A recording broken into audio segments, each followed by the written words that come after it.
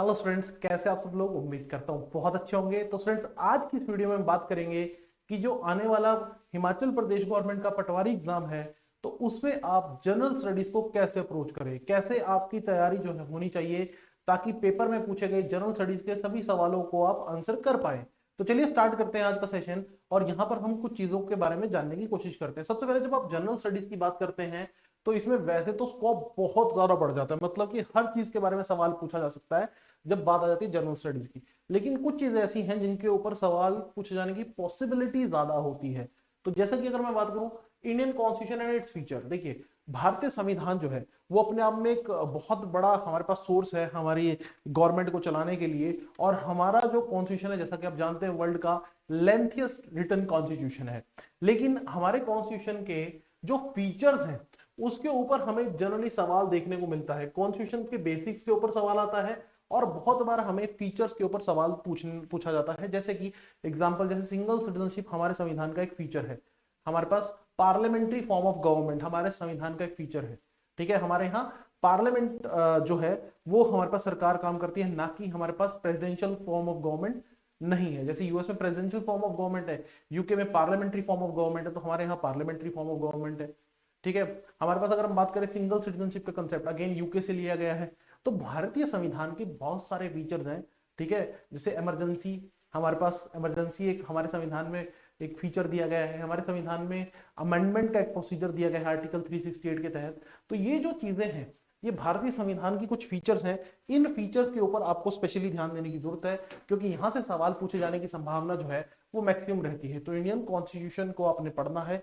Basically उसमें जो पिछले क्वेश्चन दिए गए हैं, जो पहले क्वेश्चन पूछे गए हैं हिमाचल प्रदेश के वेरियस एग्जाम्स में, उनको तो पढ़ना ही है। स्पेशली जो feature of the Indian constitution उस पर खास ध्यान देना है। फिर हमारे पास सेंटर एंड स्टेट लेजिस्लेचर। देखिए हमारे पास अगर हम बात करें, सेंटर लेवल पर सरकार चलाने के लिए हमारे पास पार्लियामेंट है। और जब मैं बात करता हूं पार्लियामेंट की, when ever we talk about the parliament, तो पार्लियामेंट में आपको पता होगा दो हिस्से, लोकसभा, ठीक है, एज राज्यसभा। लोकसभा एंड राज्यसभा दो हिस्से हमारे पास हो जाते हैं। जब मैं बात करता हूं हमारे पास किसी राज्य की, तो राज्य में आपको पता है कि कुछ राज्यों में विधानसभा के साथ साथ विधान परिषद भी है। विधानसभा के साथ साथ विधान परिषद, यानी कि लेजिस्लेटिव असेंबली के साथ साथ लेजिस्लेटिव काउंसिल भी है। लेकिन अगर मैं हिमाचल की बात करूं, तो हिमाचल में आपको पता होगा there is only one house that is known to be legislative assembly. हाँ जी, क्लियर।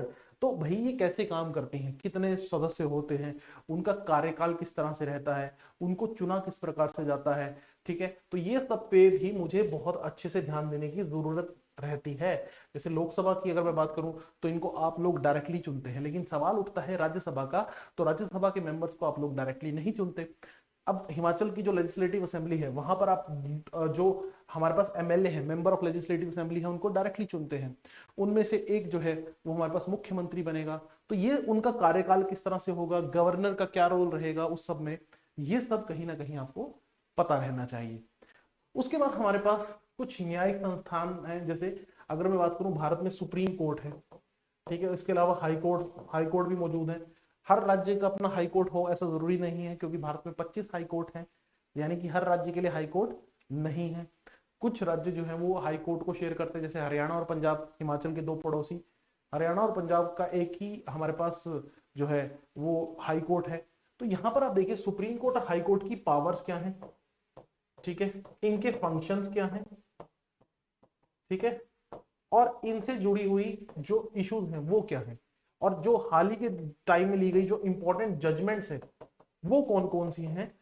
ठीक है, उनके बारे में आपसे सवाल पूछ लिया जाता है। जैसे एक पुरानी जजमेंट है बोल दो, लेकिन सवाल उसके ऊपर अब भी आ जाता है, केशवानंदा भारती केस, भारतीय संविधान का सबसे महत्वपूर्ण जजमेंट। ठीक है, हाल ही के दिनों में हमारे पास अगर कोई इंपॉर्टेंट जजमेंट दी गई है सुप्रीम कोर्ट के द्वारा, तो उसके बारे में भी आपसे सवाल पूछा जा सकता है। और हाई कोर्ट के स्ट्रक्चर को आप एक बार जरूर पढ़ लें। जैसे कि हिमाचल में जो हाई कोर्ट है उसमें कितने जजेस की पोस्ट सैंक्शन है। ठीक है, हर एक हाई कोर्ट में जजेस की पोस्ट अलग होती है। सुप्रीम कोर्ट में तो फिक्स है, इट्स 33+1। सुप्रीम कोर्ट में तो फिक्स है नंबर ऑफ जजेस। हाई कोर्ट, हर हाई कोर्ट में नंबर ऑफ जजेस की स्ट्रेंथ डिफरेंट है। तो यहां पर आप अपने हिमाचल के जो एक पूरा पैटर्न है हाई कोर्ट का, उसको एक बार अच्छे से स्टडी जरूर कर ले, वो आपके लिए महत्वपूर्ण रहेगा। एग्जाम में सवाल पूछे जाने की पॉसिबिलिटी बनी रहेगी। फिर आ जाता है history and culture of India and Himachal. इतिहास बहुत ही महत्वपूर्ण रहता है। ठीक है, तो इतिहास भारत का भी एक अपना इतिहास है और उसी भारत में सम्मिलित है हिमाचल का अपना इतिहास। तो आपको क्या करना है, इंडियन हिस्ट्री तो पढ़नी ही है। और अगर मैं बात करूं हिस्ट्री को भी हम 3 कंपोनेंट्स में डिवाइड करते हैं, एंशिएंट, मेडिवल एंड मॉडर्न। और आज की डेट में सबसे ज्यादा सवाल जो है वो मॉडर्न हिस्ट्री से पूछे जाते हैं। ठीक है, ये तो इंडिया की बात हुई। हिमाचल की अपनी अलग हिस्ट्री है जो आपको पढ़नी है, जो आपको बेसिकली हिमाचल जीके वाला पार्ट जो है वो हो जाता है। जब मैं बात करता हूँ कल्चर की, तो कल्चर में जैसे हमारे जो फेस्टिवल्स हैं, फेस्टिवल्स को लेकर बहुत बार सवाल आता है कि कौन सा फेस्टिवल भारत के किस राज्य में ऑब्जर्व किया जाता है। तो फेस्टिवल्स को लेकर हमारे पास बहुत सारे सवाल पूछे जाते हैं। ठीक है, और भी कई सारी चीजें इसमें सम्मिलित हैं। तो हिस्ट्री को आपने ध्यान से पढ़ना है, लेकिन इस हिस्ट्री में भी अगर मैं बात करूं तो मॉडर्न हिस्ट्री पे आपका थोड़ा ज्यादा फोकस रहना चाहिए, क्योंकि ये देखा गया है कि मॉडर्न हिस्ट्री से हमारे पास थोड़े ज्यादा सवाल पूछे जाते हैं जब हम हिमाचल के पेपर्स को ऑब्जर्व करते हैं। उसके बाद हमारे पास साइंस एंड टेक। देखिए हमारे पास साइंस में हमारे पास अगर हम बात करें, हाँ जी, साइंस में अगर हम बात करें तो फिजिक्स, केमिस्ट्री, बायो। ठीक है, और ये आप मान के चलिए कि 7 to 8 स्टैंडर्ड तक के सवाल जो है वो पूछे जाते हैं। और जब टेक्नोलॉजी की बात होती है तो टेक्नोलॉजी में स्पेशली आपको हिमाचल में एक ट्रेंड है कि स्पेस टेक्नोलॉजी के ऊपर ज्यादा सवाल पूछे जाते हैं। स्पेस टेक्नोलॉजी मतलब जो इसरो काम कर रही है या फिर जो हमारे पास विश्व की दूसरी स्पेस संस्थाएं जो हैं वो काम कर रही हैं, उनके बारे में देखा गया है कि सवाल ज्यादा पूछे जाते हैं। और अगर मैं साइंस की बात करूं तो साइंस में बायोलॉजी के सवाल जो है वो ज्यादा पूछे जाते हैं as compare to physics and chemistry. तो स्पेस टेक्नोलॉजी और बायोलॉजी पे आप स्पेशल ध्यान दीजिए, तो इससे आपकी पॉसिबिलिटी रहेगी कि आप ज्यादा अच्छा स्कोर कर पाएंगे। तो ये दोनों चीजों के ऊपर आपका ध्यान देना जरूरी है। ऑल्दो सवाल यहाँ पर एक बहुत बड़ी बैंडविड्थ बन जाती है जहां से सवाल पूछे जाने की पॉसिबिलिटी बनती है। उसके बाद इंडियन इकोनॉमी। देखिए अर्थव्यवस्था, तो इकोनॉमी में 2 पार्ट्स बनते हैं, एक तो स्टैटिक है और एक करंट है। करंट में क्या है कि जैसे भारत में अभी रिसेंटली हमारे पास एक नया टैक्स, अभी निर्मला सीतारमण जी ने बात की थी जिसके बारे में, वो क्या था, विंडफॉल टैक्स।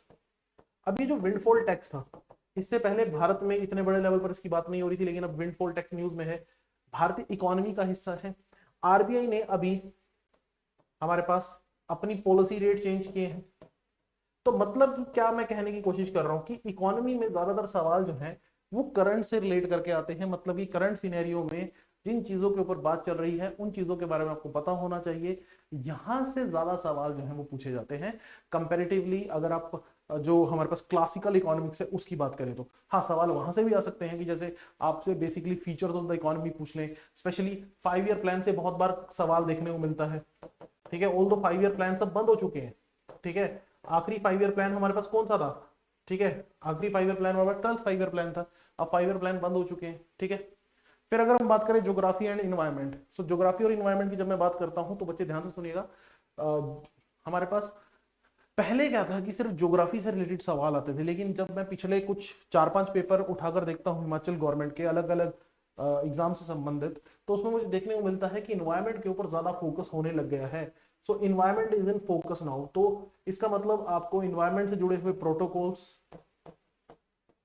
जो नई ट्रीटीज हुई हैं, ठीक है, इन सब के बारे में आपको कहीं ना कहीं पता रहना चाहिए। प्रोटोकॉल और ट्रीटीज के बारे में आपको सबको इनके बारे में नॉलेज कहीं ना कहीं रहनी ही चाहिए। तो ये इंपॉर्टेंट रहेगा कि ज्योग्राफी में जब आप स्ट्रक्चर पढ़ रहे हैं, आप जैसे ज्योग्राफी में क्या है, हिमालयस को हम अच्छे से पढ़ते हैं, हमारे पास वेस्टर्न घाट, ईस्टर्न घाट को अच्छे से पढ़ते हैं, रिवर्स को अच्छे से पढ़ते हैं जिसमें 3 इंपॉर्टेंट रिवर सिस्टम आते हैं। ठीक है, हमारे पास Brahmaputra river system, Indus river system और गंगा रिवर सिस्टम। तो ये कुछ महत्वपूर्ण ज्योग्राफी के टॉपिक हैं। ठीक है, जिसमें हमने बात की वेस्टर्न घाट, ईस्टर्न घाट, हिमालयस और हमारे पास द रिवर सिस्टम। सबसे इंपॉर्टेंट यही रहता है। इसके अलावा भी ज्योग्राफी अपने आप में बहुत वास्ट सब्जेक्ट है। इन सब के साथ साथ मैं चाहूंगा कि आप थोड़ा फोकस जो है इन्वायरमेंट पर भी दें। इन्वायरमेंट सिलेबस में लिखा नहीं होता, लेकिन हमें ये चीज देखने को मिल रही है कि इन्वायरमेंट के सवाल जो हैं वो पिछले कुछ समय से बहुत ज्यादा पूछे जा रहे हैं। तो मैं चाहूंगा कि आप इन्वायरमेंट के ऊपर भी थोड़ा फोकस जरूर दें। ठीक है, लास्ट में हमारे पास अगर हम बात करें सेक्शन ऑफ द सोसाइटी, समाज के विभिन्न वर्ग, जैसे कि आपको पता होगा कि हिमाचल में भी बहुत सारे हमारे पास अलग अलग ट्राइब्स हैं। ठीक है, इनका अलग अलग कल्चर है। तो इस तरह से भारत के विभिन्न हिस्सों में अलग अलग ट्राइब्स आपको देखने को मिलती हैं। जैसे वर्ल्ड की सबसे आइसोलेटेड ट्राइब जो है वो सेंटिनलीज ट्राइब है, जो अंडमान में आपको देखने को मिलेगी। तो इस तरह के ट्राइब्स के ऊपर सवाल जो है वो भी हिमाचल के पेपरों में देखने को मिलता है, जो ज्योग्राफी का ही एक हिस्सा कंसिडर किया जाता है, लेकिन बहुत बार बच्चे इसको स्किप कर देते हैं। तो मैं चाहूंगा कि आप इसके ऊपर भी स्पेशली अपना फोकस जो है वो जरूर रखें। इसके बाद हमारे पास last but not the least current affair. पूरे पेपर की जो दिशा बदल देता है वो है करंट अफेयर। तो करंट अफेयर की जब मैं बात करता हूं तो करंट अफेयर में दो हिस्से होते हैं, नेशनल और इंटरनेशनल। तो करंट अफेयर्स को थोरोली फॉलो करना बहुत जरूरी है। बच्चों की गलत अप्रोच क्या रहती है, वो सोचते हैं कि जब पेपर आएगा तो वो 6 से 7 महीने करंट अफेयर सारे पढ़ लेंगे। पटवारी के एग्जाम में आप मान के चलिएगा कि एटलीस्ट आपको 8 से 9 महीने के करंट अफेयर जरूर पढ़ने पड़ेंगे। कौन से 8 से 9 महीने? जब आपका एग्जाम है उससे बैक डेट 8 से 9 महीने। अगर आप अभी तैयारी शुरू करते हैं तो हमारे डेली करंट अफेयर्स को फॉलो कीजिए, और जो पिछले करंट अफेयर्स है उसके लिए भी आप प्रीवियस वीडियोस यूट्यूब पे अवेलेबल है, उनको देख सकते हैं। देखिए, ये जो पार्ट होता है वो सबसे डिफिकल्ट होता है तैयार करना, लेकिन अगर आपने इसको तैयार कर लिया तो जैसा कि मैंने बताया कि आप दूसरों से बहुत आगे निकल सकते हैं और आपका सिलेक्शन ऑलमोस्ट कंफर्म हो सकता है। तो करंट अफेयर्स के लिए हमारे पास आप न्यूज़पेपर भी पढ़ सकते हैं, हमारी जो ऐप है उसके ऊपर डेली करंट अफेयर उसको भी फॉलो कर सकते हैं, और हमारी यूट्यूब पे डेली करंट अफेयर की सीरीज चल रही है उसको भी साथ में फॉलो कर सकते हैं। तो ये सब जो चीजें हैं इनको अगर आप अच्छे से फॉलो करोगे तो मैं आपको यकीन दिलाता हूं कि आपकी जनरल स्टडीज की प्रिपरेशन एक नेक्स्ट लेवल पर पहुंच जाएगी। लास्ट में जाने से पहले मैं बता दूं कि अगर आप बिल्कुल बिगनर हो और आप चाहते हो कि आप हमारे साथ जुड़कर तैयारी करो, तो हमारे पटवारी के कोर्स ऑनगोइंग है।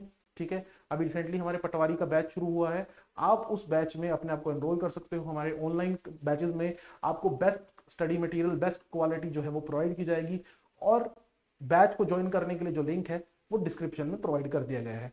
तो उम्मीद करता हूं आपको कुछ ना कुछ फायदा इससे जरूर मिलेगा। Thank you students, God bless you all.